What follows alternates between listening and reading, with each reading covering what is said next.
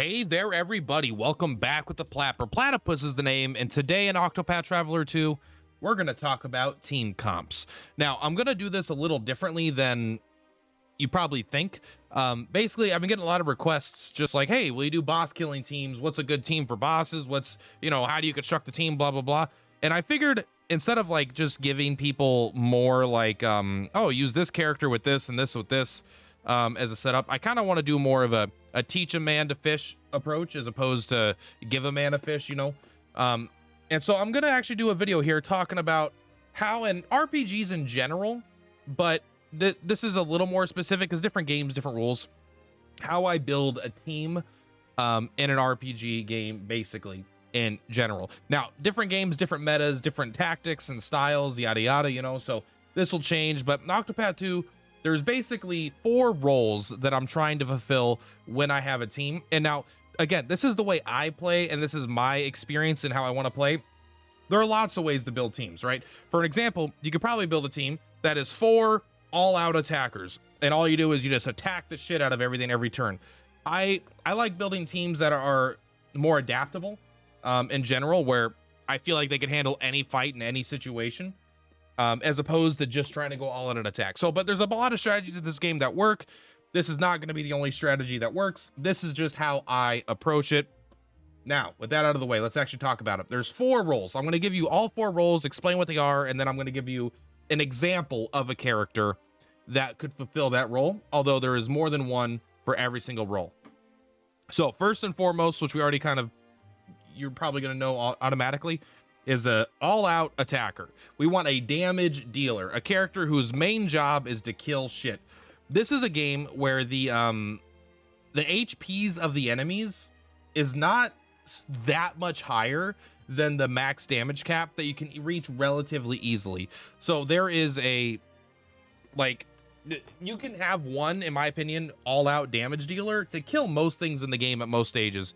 Even some of the really, really late boss fights, like only a couple turns, things maybe have like 500,000 HP or something, and the damage cap is essentially 100,000, right? So if you have one character that's able to do the damage cap, and especially multiple times a turn, you're gonna hit HP limits very, very fast. And so it's not something that I really think you need more than one attacker. But we're gonna go over each of the 4 roles, and then I'll go back over the characters. All right, so first is an all-out attacker.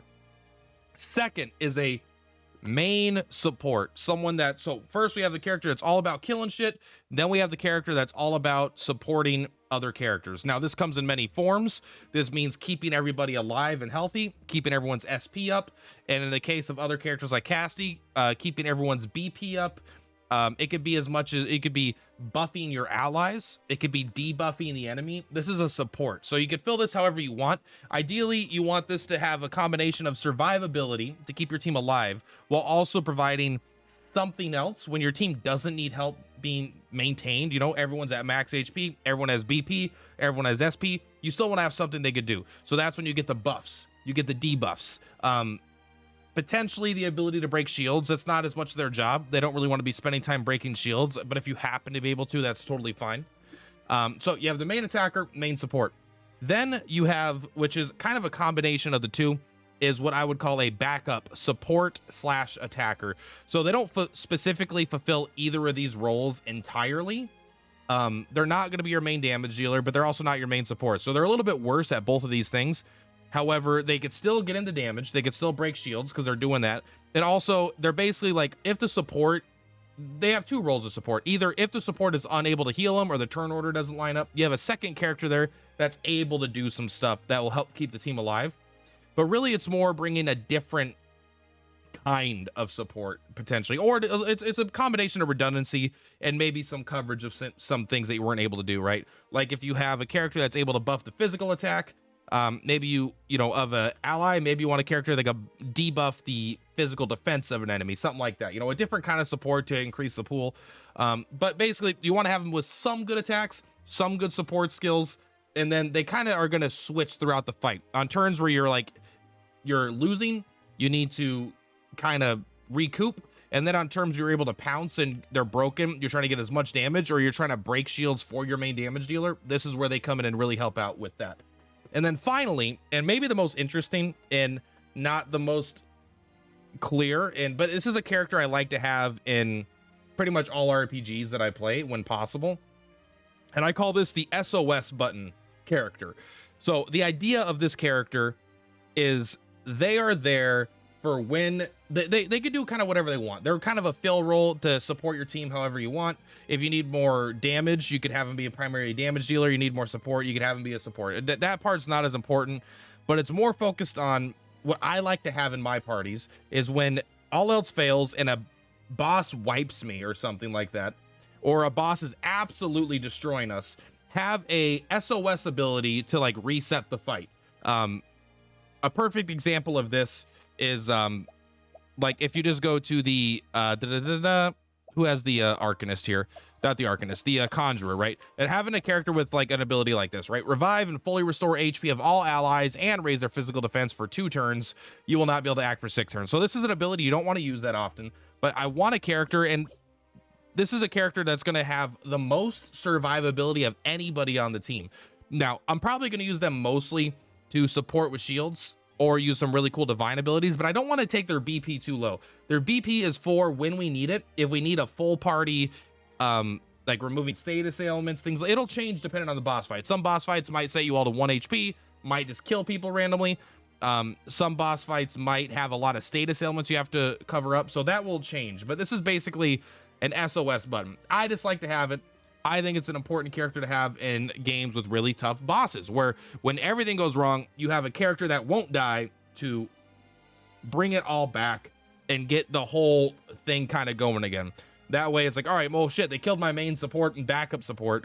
Now I have, you know, just my attacker and an SOS. So now I use the SOS, boom, reset, get everyone back up to full HP, start the process of stabilizing, and then get back into it. So let's give an example of each. Main attacker, maybe the most straightforward. I have them in order here based on my my characters here. So first is going to be Hikari. Let's just go to learn skills. Hikari as the arms master. All right, very, very straightforward. Very physical character with little to no versatility, although he can, I think Hikari could make a potential backup support, potentially. He would be like he's a very interesting, powerful character in some weird ways if you're going Arcanist. But for the sake of this, as a straight up attacker, this is an example. Hikari deals a fuck ton of damage. Arms Master deals a fuck ton of damage. You combine them, he deals a fuck ton of damage. His job is to kill things, to break shields to an extent, but he doesn't really want to spend BP on breaking shields. He wants to spend BP on hitting broken enemies to hit damage cap and hit as many times as he can. That's his primary goal. An example of the second type of character, a backup support attacker. I think Particio is excellent for this. Particio Arcanist is great. So he doesn't deal the most damage in this specific setup, right? They don't have like an insane, powerful physical attack, but what he does have is great support, and he has some good damage. Like I might kind of go more for a magic build if I did this, but between having hired help, like this is more of, this backup support attacker is more focused on breaking shields in this sense. You could have a more physical attacker, like you'd have an Achet. Achet's perfect, where you have a lot of different pets that are good for supporting allies, but then you have a lot of physical attacks to deal damage. This is more set on breaking shields, because hired help is very good. You can guarantee break 4 shields with hired help using your BP. And Particio has a lot of BP as a merchant, or as Particio. But then also he has besides breaking shields, you can also donate BP to your healers, your attackers, or your, your SOS button support or attacker. He could rest himself to fully heal himself. He has the great combination of being able to use Seal of Diffusion on himself and then being able to rest to give everyone HP and SP. He also gets to then use Reflective Barrier to support people in really strong ways. But also, he gets access to, breaking darkness, breaking light, things that aren't necessarily easy to do. But more importantly, as a merchant, he can also break 4 shields in a row, like guaranteed with the wildlings, the beastlings. So it's a very powerful character to have, and they kind of just do a lot. but they're not going to be dealing the most amount of damage. They're not going to be doing the most amount of support. Like, they're not giving the full team full BP. However, they are bringing very unique things that other characters aren't bringing to the team, especially Particio specifically has Negotiate Schedule, which you get from going to the statue, probably the most powerful ability in the game. CRSP, I think, is pretty decent, but I'm not sure I'm in love with it. Although it does work with your, I think it does work with Sealed Diffusion. It's either works with Sealed Diffusion or I don't remember. I have to try that out, but that's not that important of this. So backup support attacker. Now, the main support is going to be a character like your Casty, I think. You can also use something like Temenos, you know, a healer. It's pretty simple. You want characters that are focused on keeping everyone alive, reviving people, and keep making them stronger so they can keep doing their thing. Your job is to, when the boss is killing you and debuffing you, this character fixes those problems. Casty is the best in the game because of Concoct, and Concoct is insane. But this is a perfect example. You know, you want things just Concoct, give everyone full BP, including yourself. Next turn, you Concoct, you give everyone some BP and you could heal them, or you could remove all status ailments, or you could use, like, you know, after you have full BP, you can do the Daughter's Charity. So that way you could give your SOS button maybe, or your other support attacker, the ability for items to affect all. So you can now fill everyone's latent power gauge every turn easily. And then having I like having Cassie as a backup cleric a lot of times, but she could really do a lot. I mostly like the cleric because Alfric's Blessing is so powerful. So it's really nice to give everyone full BP, and then the next turn, Alfric's Blessing on to someone else. So your main attacker gets a second turn. So it's like you get an additional main attacker. Sorry, I got the hiccups all of a sudden. So main support, pretty simple, pretty straightforward. Now, there's a couple ways you could do the SOS button. I personally like Agnia as the inventor. Why do I call this an SOS button? Again, this is mostly things that are not insanely, right? They don't have a lot of ways to heal people. They don't have a lot of ways to keep people alive. They don't have a lot of ways to do this, that, or the other thing, right? They've got some, she's got some a pretty good divine skill here, but then a lot of like the dancer kind of sucks, right? Stimulate is a really nice thing to just kind of have. It helps you manipulate the turns the way you want. And then she has the ability to Lion's Dance or attacker or a backup attacker. The ability to break some shields, but it's not a very good ability.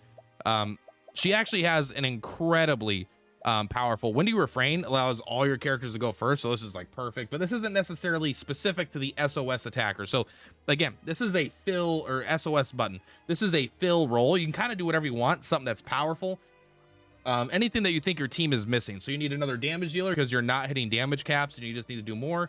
You find your team is getting killed, you need just to have more healing, which I think is unlikely if you have Casty and Particio, but still. Or if you just want to have some magic damage, you know, like you want Oswald here, is possible, but I would do Oswald as a conjurer then.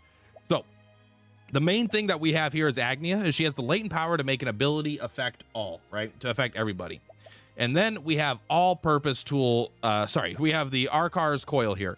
Restore at full BP, it goes up to 100%, and with her latent power, it affects everybody. Restore 100% of all allies, HP and SP, and you grant them 4 BP. And it also revives everybody. So it's a full, complete, boom. Everyone is healed, everyone has full BP. And this is my SOS button. This is something I don't just use casually in a fight. This is something that's like, I want to have a character that has an ability like this. And yes, anyone can do this. So Agnia could do it with the inventor. Other people could do it if you have the Rite of Sun from the Conjurer. But Rite of Sun, I think, is worse than Agnia with this. But this gives you the freedom to use it on basically any character. And then the Conjure Flames, Ice, Lightning, and stuff, like, it's pretty good in terms of actually dealing damage as well. So it makes the character more of a damage dealer. However, Agnia with Dancer has, you know, Agnia has Critical Scope as when she's the inventor. So it's very powerful. Critical Scope, like, these other abilities are insane. They're all very, very good. Especially with Agnia, but Agnia is a very, very powerful character. So that's what I like having, but it doesn't end there. Like, this also, when you're doing an SOS character, their priority is to stay alive, right? So this is what you're going to have. You might not have deal more damage. You want things like, where are they at? I think she has literally every ability now. You want things like Rise Again, right? After you die, you recover. You want things like, Hang Tough.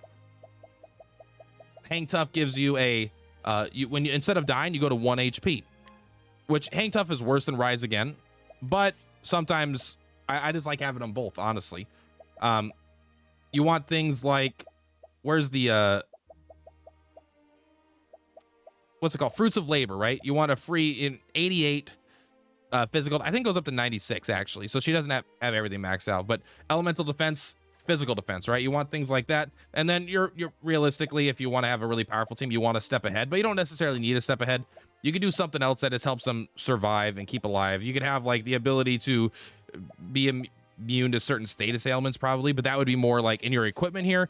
Again, you're not looking, at least for me, I'm not looking for lots of like, oh, increase her damage. I'm looking for things like specific to boss fights. Like, all right, you're immune to petrification. All right, you are immune to this. All right, let's get 100 physical and elemental defense, right? Get those caps, coat of arms, insane. This is the kind of stuff I want on the character where no matter what the boss throws, this thing is a stone wall and they're there and they're able to revive everybody. And the one good thing about the Rite of the Sun is that you don't need to use any BP at all. I mean, it will revive everybody. The Inventor, you do have to use BP for it to get as a strong heal, and you can only use it like once every like 6 turns. But in the Rite of the Sun, you lose 6 turns, so it's kind of a downside for sure. But this is what I like having when I'm making a team. Again, to highlight the characters that I focus on when I'm making a team in a lot of RPGs, just in general. And then having, you know, in this game, I think it works particularly well. Main attacker, main support. Hybrid attacker support, you know, heal when your healer dies, things like that.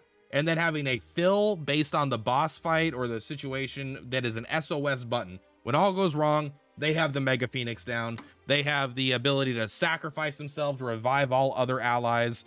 They are the wall. You can call them a tank. They're not provoking or anything like that.